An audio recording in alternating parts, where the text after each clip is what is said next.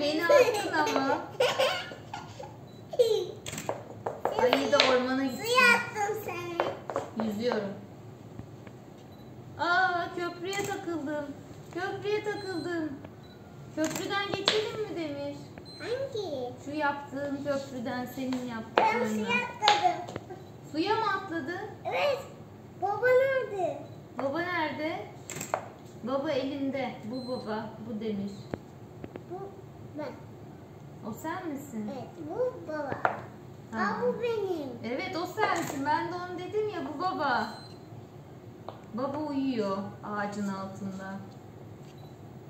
Sonra ayı gelmiş. Wow, wow.